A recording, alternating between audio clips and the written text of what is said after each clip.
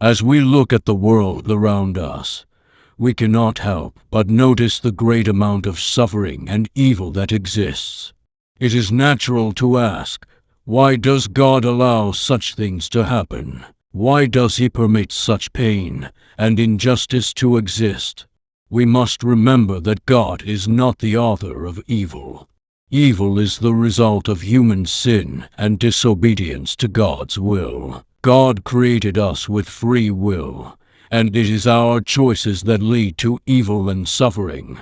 Unfortunately, there are many who choose to use their free will to cause harm and suffering to others. They may commit acts of violence, greed, or selfishness, and in doing so, they bring pain and suffering into the world.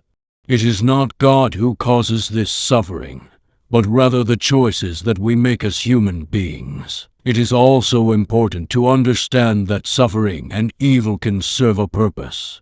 They can help to shape us into the people that God wants us to be. Through our trials and tribulations, we can learn important lessons, develop our character, and grow in our faith. In fact, it is often through our darkest moments that we can experience the greatest growth and transformation. We must also remember that God can bring good out of even the most difficult situations.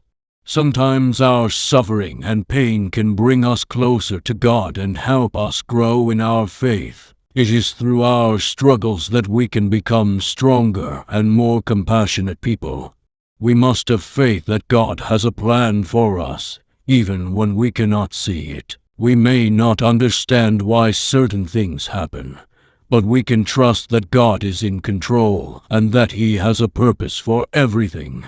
Furthermore, suffering and evil can also be a means of drawing us closer to God. When we are faced with difficult times, we may turn to God for comfort and guidance. We may find that our faith becomes stronger and our relationship with God deepens as a result. It is important to remember that we live in a fallen world.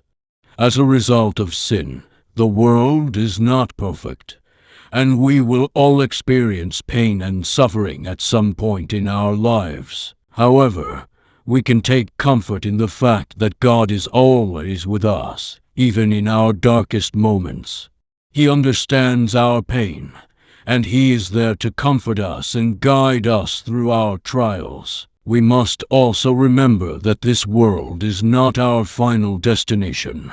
We are created for eternity with God, and our time on this earth is temporary.